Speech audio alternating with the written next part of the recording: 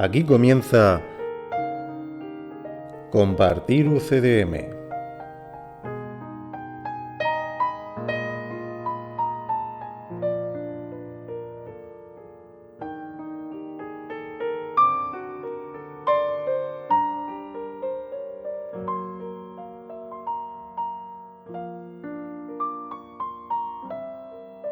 Bienvenidos a Compartir UCDM Podcast, un espacio sin interferencias dedicado a la comprensión de un curso de milagros, llevado a cabo por maestros con años de experiencia, un espacio donde se descifran los mensajes profundos del curso, lo que te transportará a tu verdadero origen. Un espacio donde se revelarán los misterios más ocultos de la existencia. Bienvenidos una vez más a Compartir UCDM.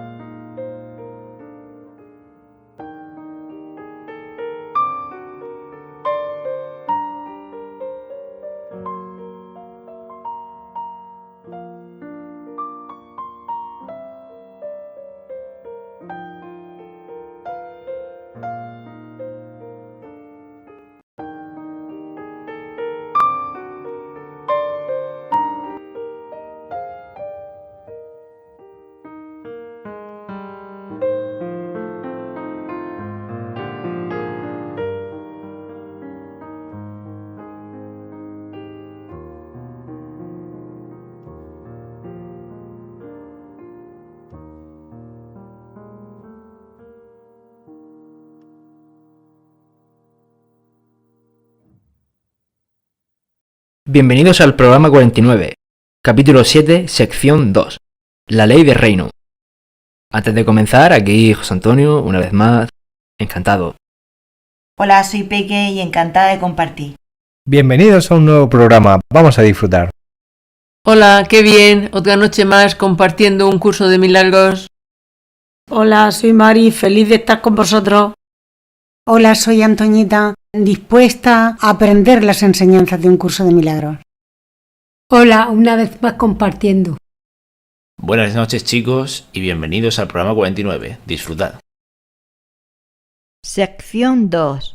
La ley del reino. Párrafo 1.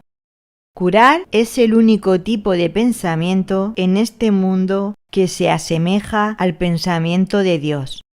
Y por razón de los elementos que ambos tienen en común, el pensamiento de Dios puede transferirse fácilmente a él. Cuando un hermano se percibe a sí mismo enfermo, se está percibiendo como un ser incompleto y, por ende, necesitado. Si tú también lo percibes así, lo estás viendo como si realmente no formase parte del reino y se encontrase separado de él, con lo cual el reino queda velado para ambos. La enfermedad y la separación no son de Dios, pero el reino sí. Si enturbias el reino, estarás percibiendo lo que no es de Dios.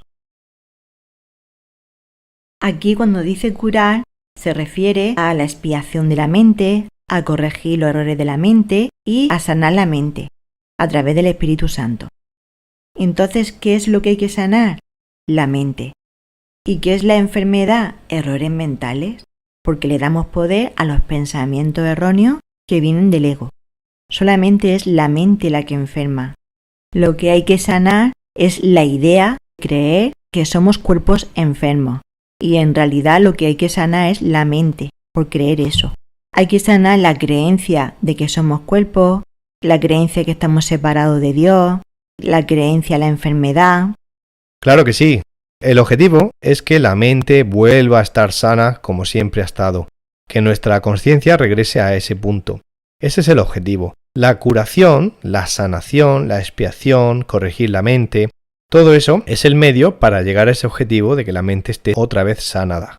Y cuando la mente está sanada, Hemos ya llegado a la percepción correcta. La percepción correcta, o la mente sanada, es justo el terreno que más se parece en este mundo al pensamiento de Dios. Por eso ahí en la línea 1 dice que hay puntos en común. Si no estuviera la percepción correcta, Dios no podría encajar sus pensamientos con nosotros, porque no encajarían. Para eso nosotros hemos tenido que llegar a ese punto donde Dios da ese último paso. El apartado 2. Cuando un hermano se percibe a sí mismo enfermo, se está percibiendo como un ser incompleto, necesitado. Si un hermano no se ve como el Santo Hijo de Dios, como la creación perfecta que Dios hizo en su Hijo, se está viendo enfermo. Si no se ve perfecto, es estar enfermo. En el apartado 3 dice: si tú también lo percibes así, lo estás viendo como si realmente no formase parte del reino y se encontrase separado de él. Así es, el que lo está mirando y lo ve de esa forma, también el que lo mira está viéndose a sí mismo enfermo, porque para ver con la visión de Cristo hay que verlo inocente y perfecto. Ser pecador es ser un enfermo mental. Antiguamente existía una falsa humildad. Es que somos pecadores, es que somos débiles, es que no podemos. Es como si algo te aplastase y de ahí no pudiese salir nunca. Y eso se consideraba como humilde. A la persona que se veía pecadora, como si no pudiese salir de ahí, como débil, pequeño, como nada en el universo. Eso era la humildad, lo que estaba bien visto. Pues nada más lejos de la realidad. Nosotros somos parte de Dios, nos creó a semejanza suya y tenemos todas las cualidades de Dios. Y eso es lo que tenemos que ver en nosotros mismos y en nuestros hermanos. No la debilidad, sino la fuerza. Porque hay que darle fuerza a la luz que somos y ninguna a las tinieblas, ya que las tinieblas no son reales y las podemos quitar cuando decidamos darle permiso al Espíritu Santo, mientras que la luz está ahí para siempre. De un granito de arena insignificante lo extendemos hacia lo infinito. Nosotros le estábamos dando a esa piedra que nos parecía que nos aplastaba un poder grandísimo. Y sin embargo, de ese granito de arena que no es nada, porque ni siquiera es real, nosotros lo inflamos y hacemos una montaña y nos creemos que no podemos salir de ahí, cuando eso no es nada. No es más que un granito insignificante. Efectivamente, así es. De nada hacemos un mundo que no existe. De un granito de arena hacemos una montaña. Todo es imaginado, no es más que un granito de arena y lo sentimos como una pesada losa, como se ha dicho. Sentir una pesada losa no lo hace real. Simplemente que tanto tiempo actuando así, enseñando las mismas mentiras, enseñando las mismas creencias, las acabamos aprendiendo y al final nos parece una montaña, pero no lo es. Siempre hay que darle todo el poder, toda la fuerza a la luz, a las cosas de la verdad. Cuanto más uno lo hace, más desaparece esa montaña y vuelve al estado original. Entonces, el granito de arena es ese conjunto de errores que empiezan en la creencia, en la separación. Ahí empieza todo, seguido por el miedo, la creencia en la culpa y todos los demás errores que ya hemos enumerado anteriormente. Cada vez que damos cabida a cualquiera o a varios de esos errores, seguimos enturbiando la conciencia, como dice en la línea 5, seguimos enturbiando la conciencia del reino que tenemos en nuestra mente. Y estaremos percibiendo todo lo que no es de Dios. Por lo tanto, el objetivo es solo percibir lo que es de Dios. Párrafo 2. Curar es, por consiguiente, corregir la percepción de tu hermano y la tuya, compartiendo con él el Espíritu Santo. Esto os sitúa a ambos dentro del reino y reinstaura la plenitud del mismo en vuestras mentes. Es también un reflejo de la creación porque unifica al aumentar e integra al extender. Lo que proyectas o extiendes es real para ti. Esta es una ley inmutable de la mente tanto en este mundo como en el reino. El contenido, sin embargo, es diferente en este mundo porque los pensamientos que dicha ley gobierna aquí son muy diferentes de los pensamientos del reino. Las leyes deben adaptarse a las circunstancias, si es que han de mantener el orden. La característica más sobresaliente de las leyes de la mente, tal como operan en este mundo, es que al obedecerlas, y yo te aseguro que tienes que obedecerlas, puedes obtener resultados diametralmente opuestos. Esto se debe a que dichas leyes han sido adaptadas a las circunstancias de este mundo, en el que parece posible obtener resultados diametralmente opuestos, porque puedes responder a dos voces que se oponen entre sí.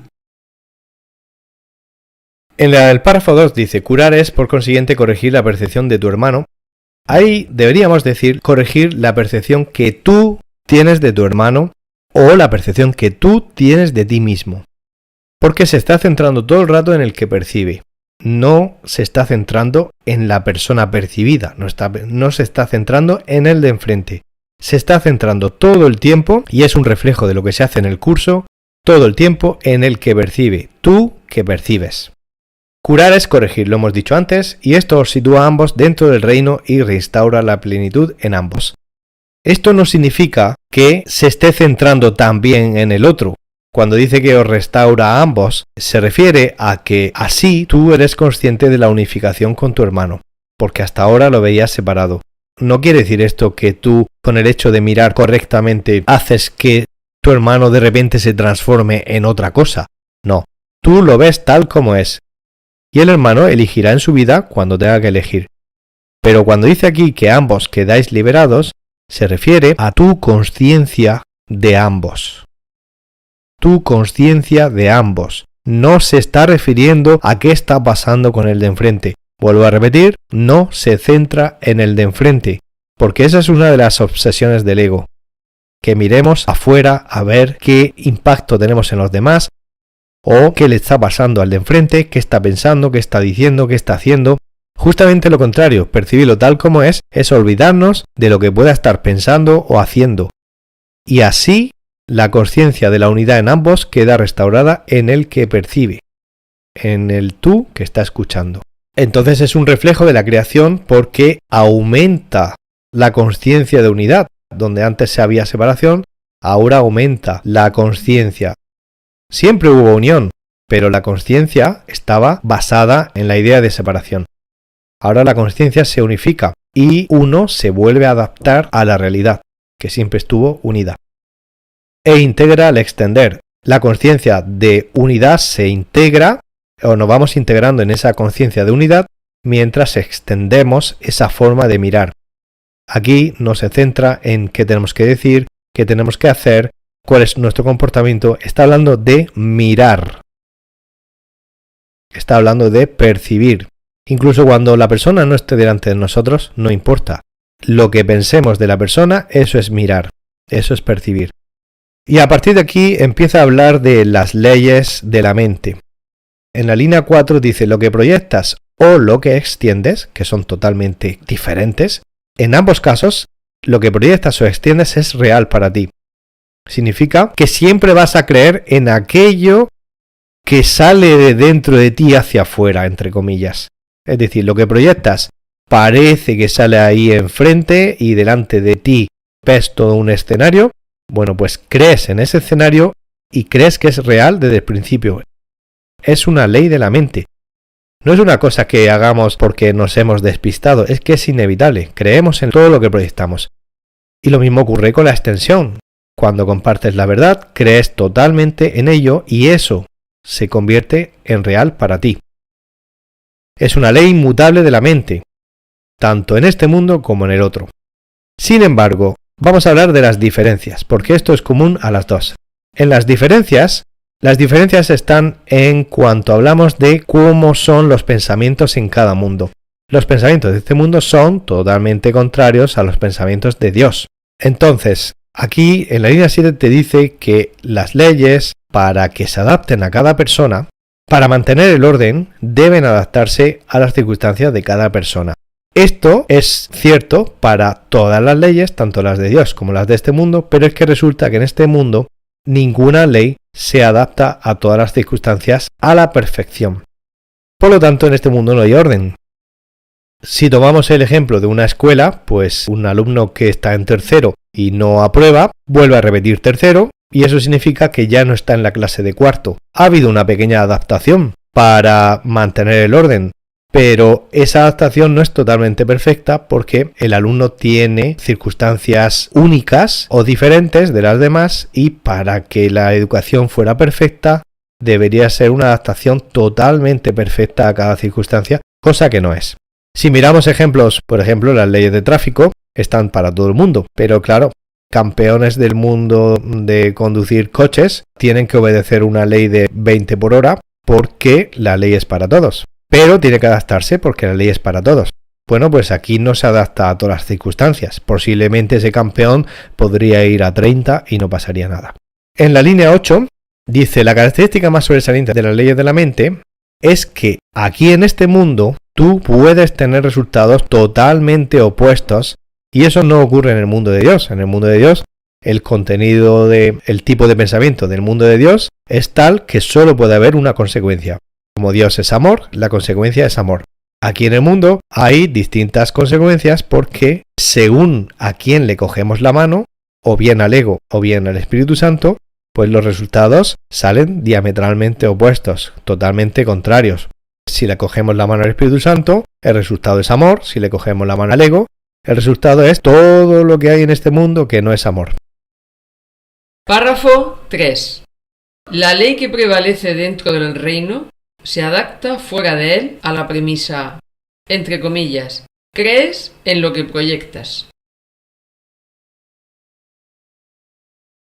Esa es la manera en que enseña, porque fuera del reino es esencial aprender. Dicha manera de enseñar implica que aprenderás lo que eres de lo que has proyectado sobre los demás y de lo que, por lo tanto, crees que ellos son. En el reino ni se enseña ni se aprende, porque en él no hay creencias. Tan solo hay certeza. Dios y sus hijos, en la certeza de ser, saben que eres lo que extiendes. Esa expresión de la ley no se puede adaptar a nada porque es la ley de la creación.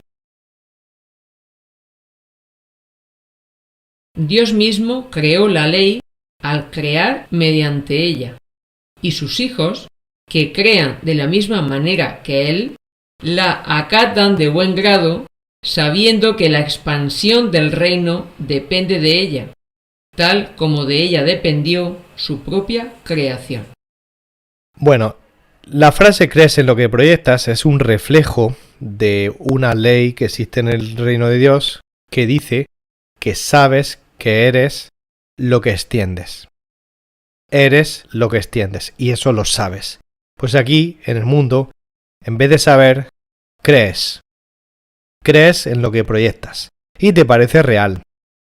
Por eso no tiene ningún sentido si uno está escuchando estas ideas y le da un arrebato de querer compartir porque se siente dichoso y quiere compartir con otra persona y quiere decir a la otra persona justamente lo contrario de lo que la otra persona está viendo como real.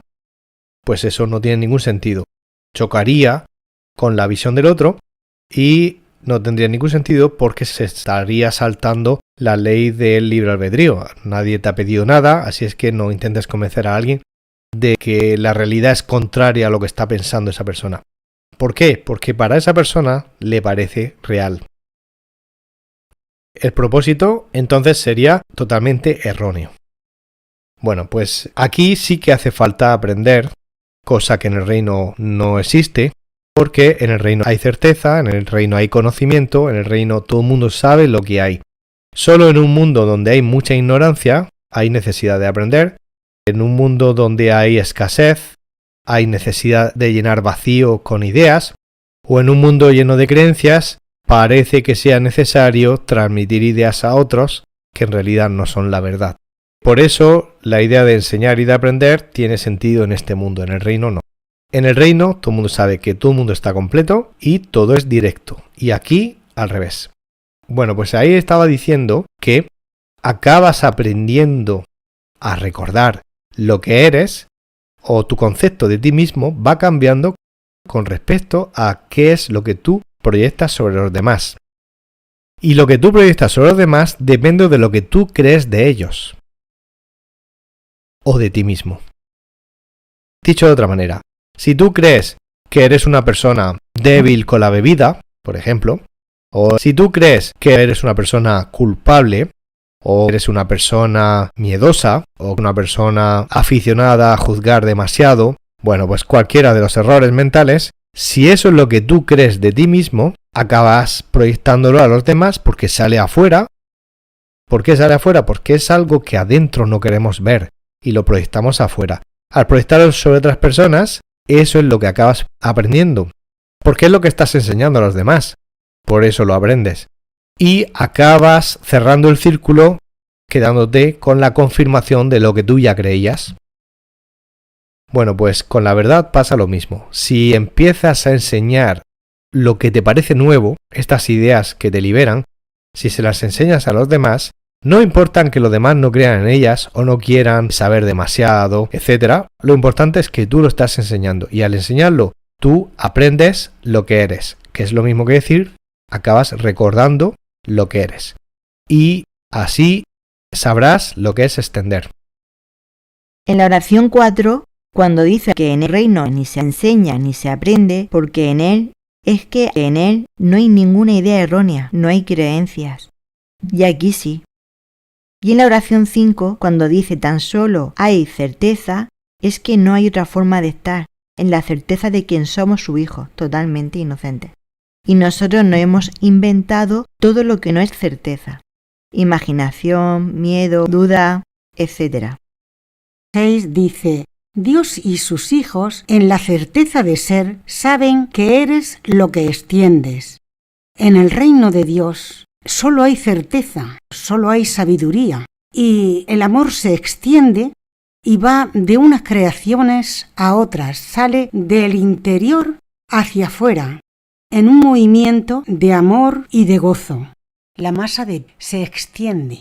Es como una masa de pan, pizza o la masa de cualquier postre que hagamos que extiendes y sigue siendo esa masa que tú hiciste o una goma, un elástico que tú extiendes y la naturaleza del elástico sigue estando ahí. La parte extendida sigue siendo parte del todo, sigue teniendo el origen en Dios, nuestro Creador. 7 dice, esa expresión de la ley que eres lo que extiendes. No se puede adaptar a nada porque es la ley de la creación. Dios mismo creó la ley al crear mediante ella. Nosotros somos creaciones divinas. La creación del Hijo de Dios salió de Dios. Y de nosotros, co-creando con Dios, salen otras creaciones. Al ser esto, la ley de la creación quedó hecha. Nosotros en el mundo hemos de adaptarnos a las circunstancias, a las situaciones, y es muy diferente en el reino de Dios. Todo está en el ser. La creación tiene una naturaleza divina que no ha de adaptarse a nada. El ser es por sí mismo. Así es, la ley no se puede adaptar a este mundo. Esa ley de que sabes que eres lo que extiendes. Esa ley que es solo del reino de Dios.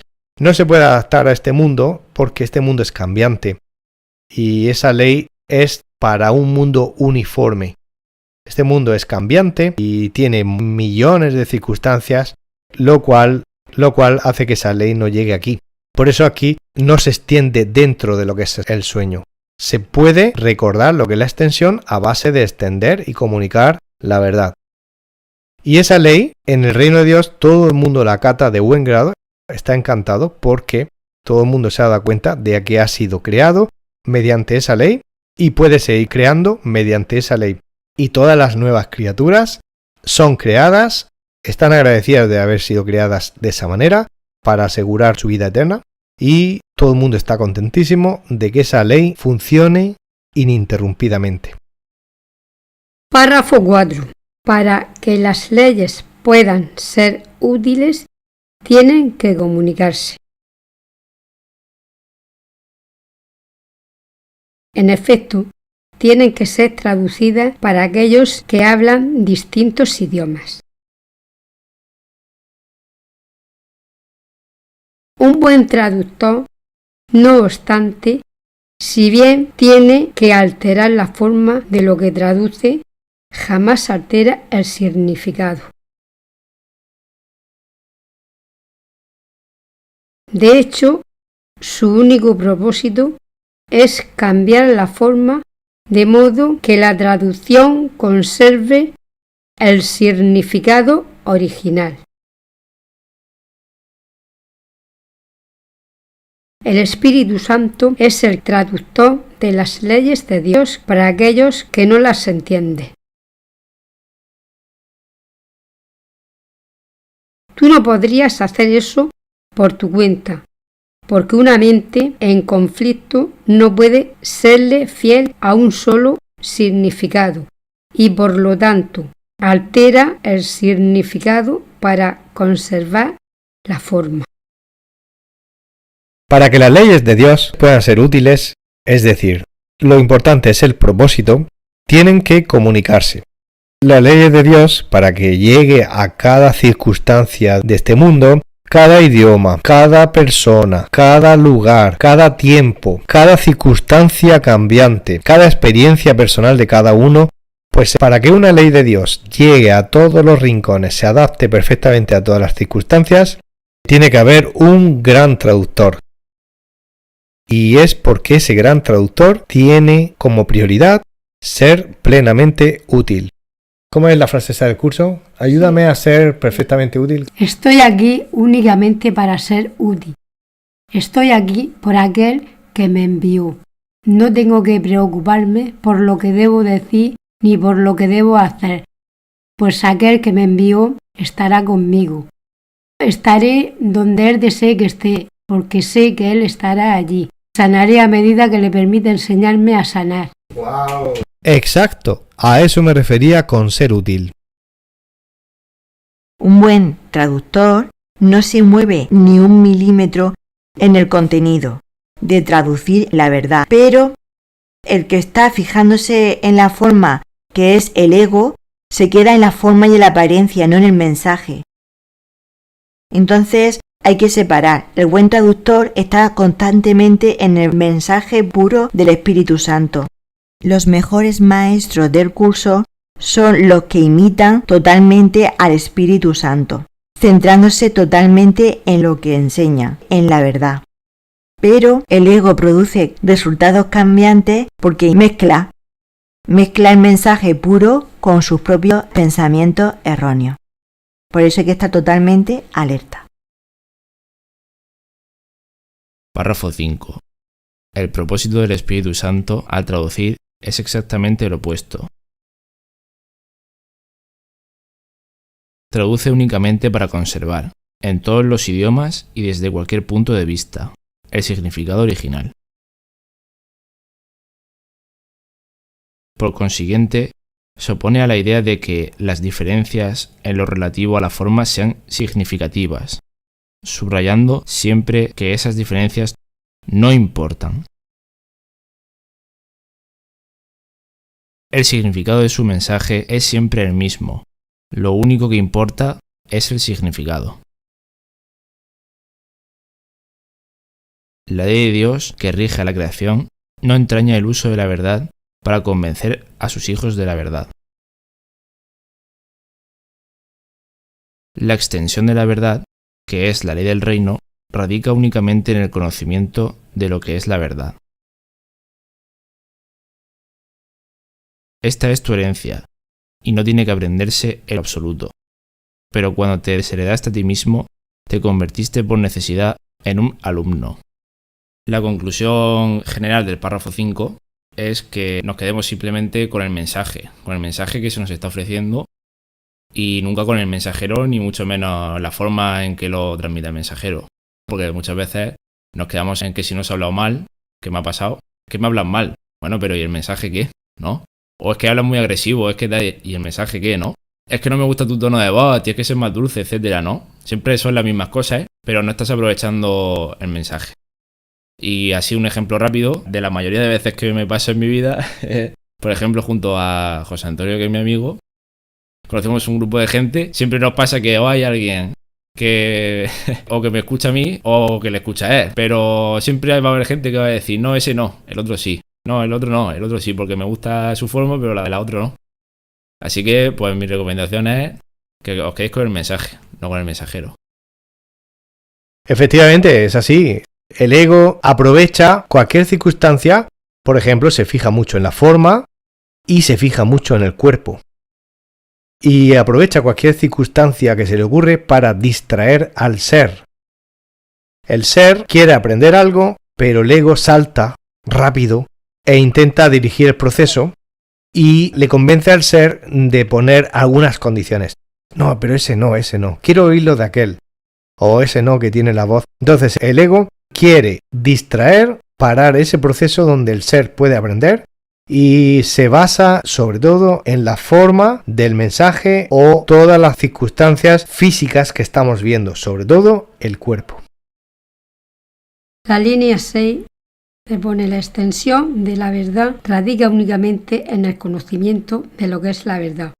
Claro, la extensión es la verdad del reino. En el reino de Dios todo el mundo conoce la verdad, pero es aquí donde tenemos que recordarla. El apartado 7 dice: esta es tu herencia y no tiene que aprenderse.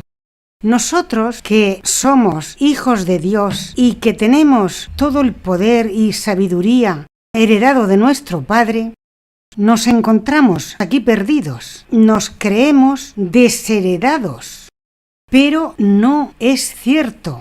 Nosotros a nosotros mismos nos desheredamos de lo que somos, de lo que Dios nos creó, y al encontrarnos perdidos, al no ver la luz de Dios que hay en nuestro interior, resulta que tenemos la necesidad ahora mismo de ser alumnos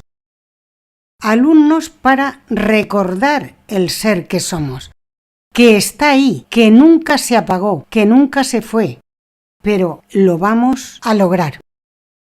¿Y qué es lo que tenemos que aprender? A confiar en el Espíritu Santo, a entregarle todo aquello que no es verdad y parece estar ahí y no es real. Sanar el obstáculo a la alegría, a la paz, a la felicidad, a todo eso que está en nuestro interior, y de esa forma sanar la mente. Párrafo 6. Nadie pone en duda la relación que existe entre el aprendizaje y la memoria. Es imposible aprender sin memoria, ya que lo que se aprende tiene que ser consistente para que se pueda recordar. Por eso es por lo que la enseñanza del Espíritu Santo es una lección que enseña a recordar. Dije anteriormente que el Espíritu Santo enseña a recordar y a olvidar. pero olvidar sirve únicamente para que recuerdes de manera más consistente. Olvidas para poder recordar mejor. No entenderás sus traducciones mientras sigas escuchando dos maneras de interpretarlas. Tienes, por lo tanto, que olvidar o renunciar a una para poder entender la otra. Esta es la única manera en que puedes aprender lo que es la consistencia, para que finalmente tú mismo puedas ser consistente. Nos dice en la oración 1 la relación que existe entre el aprendizaje y la memoria. El aprendizaje es lo que te ayuda a liberarte de los errores mentales que tenemos en la memoria, en la creencia que tenemos nosotros en la mente. El aprendizaje te ayuda a recordar la verdad a través de la mente santa, el Espíritu Santo. En la oración 2 dice, es imposible aprender sin memoria, ya que lo que se aprende tiene que ser consistente para que se pueda recordar. Cuando dice que es imposible aprender sin memoria, hay varias fases de memoria. La primera es a corto plazo, porque esa es temporal. Mientras que estás aprendiendo, te puede durar un rato o un día, pero si la practicas, es cuando lo llevas totalmente a tu día a día a través de la mente correcta. Y es consistente. Y te va ayudando a liberarte de esos pensamientos erróneos a través del Espíritu Santo.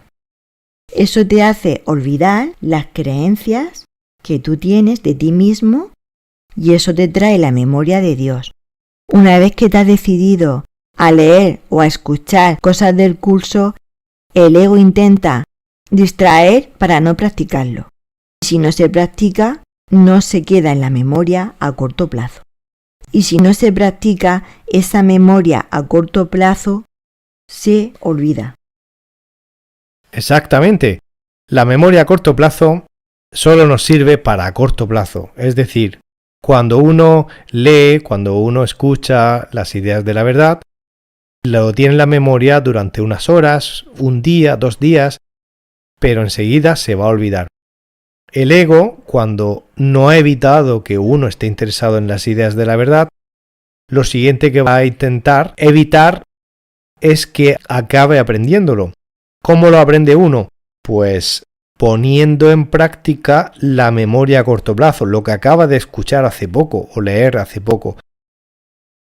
Si uno lo pone en práctica, ya el ego no puede evitar que eso se aprenda. Por lo tanto, el ego, cuando uno lo ha escuchado, nos va a distraer con otras cosas del mundo para que pasen 2 o 3 días y ya no nos acordemos de lo que leímos o escuchamos.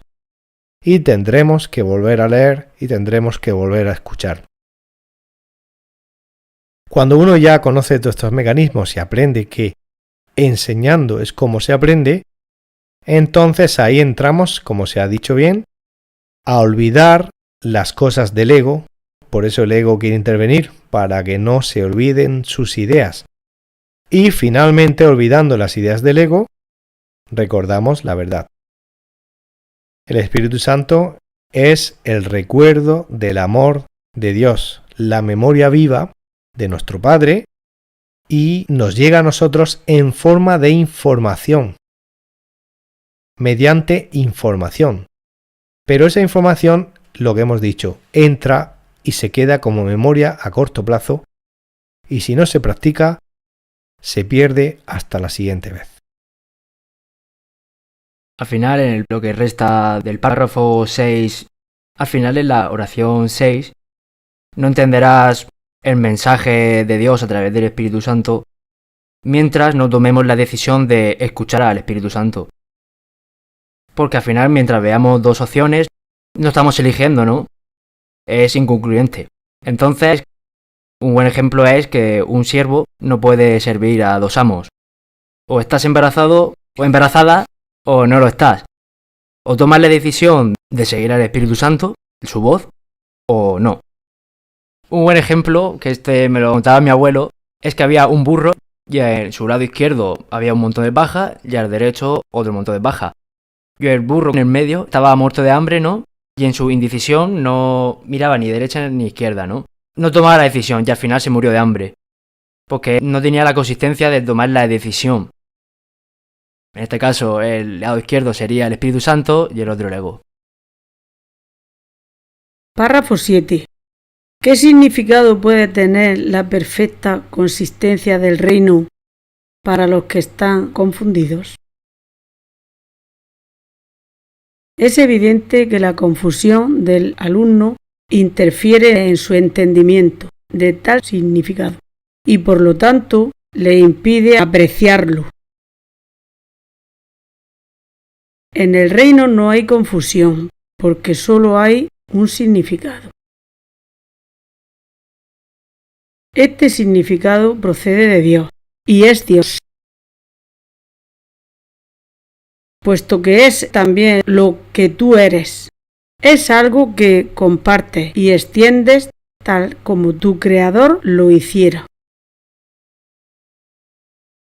Esto no tiene que ser traducido porque se entiende perfectamente, pero sí necesita extensión porque significa extensión. La comunicación es perfectamente directa y está perfectamente unificada. Es completamente libre porque nada discordante puede jamás infiltrarse en ella. Por eso es por lo que es el reino de Dios. Le pertenece a Él y es, por lo tanto, como Él. Esa es su realidad y no hay nada que pueda afectarla.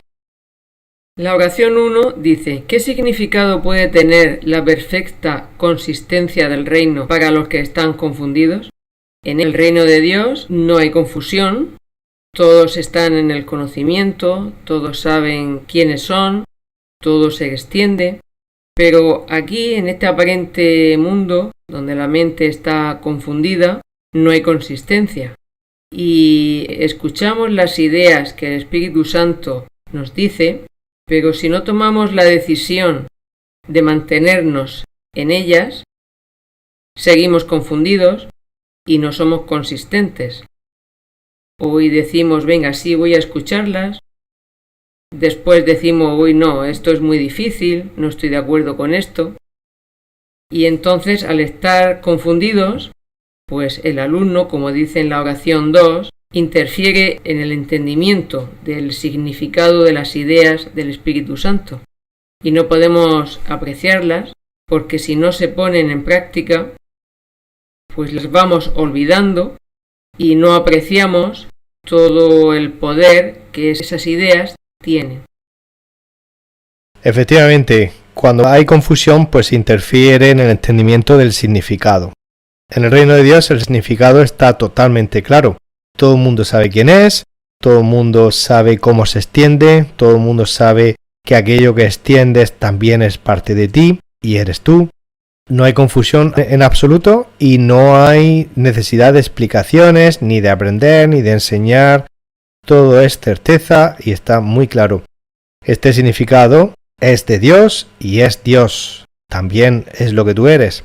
Aquí en el reino de Dios todo el mundo lo sabe porque no para de compartirlo y no para de extenderlo. Está tan claro que no hace falta traducir o explicar. La comunicación es también directa en el reino de Dios, no hay intermediarios, no hay traductores, no hay interferencias de ningún tipo. Como dice también en la línea 8, es totalmente libre, nada discordante puede infiltrarse, al contrario de lo que hace el ego aquí en el mundo. El ego, hemos dicho antes, que cuando se utiliza la memoria a corto plazo, después de haber leído un párrafo o una sección, después de haber escuchado este audio, después de haber recibido la información o la idea del curso que fuera, uno dispone de poco tiempo que le va a durar esa información en la mente. Si se pone a practicarlo, se asienta y se aprende. Pero si no se practica, no. Pues el ego siempre está intentando distraer, interferir, bloquear, obstaculizar que llegue la información y sea aprendida. Si no ha evitado que el ser se ponga a leer, intentará evitar que lo que ha leído lo recuerde. Lo único que hace que lo recuerde es que lo ponga en práctica. Es decir, enseñárselo a los demás. No importa si los demás lo entienden o no, o si lo aceptan o no. Hombre, si los demás dicen no me hables más, hay que respetarlo. Pero si no dicen nada, pues uno puede aprovechar para explicar, diciéndoselo a todo el mundo que uno quiere o puede, pues practicando y enseñando es como se aprende. ¿Y qué es lo que acabamos aprendiendo? Pues acabamos recordando, porque aprender en realidad es recordar, no la memoria a corto plazo, sino la memoria del reino de Dios. Aprender significa recordar esa memoria de Dios y del reino y de quiénes somos, y esa es nuestra realidad y no hay nada que pueda afectarla, salvo que no estemos alerta en favor de Dios.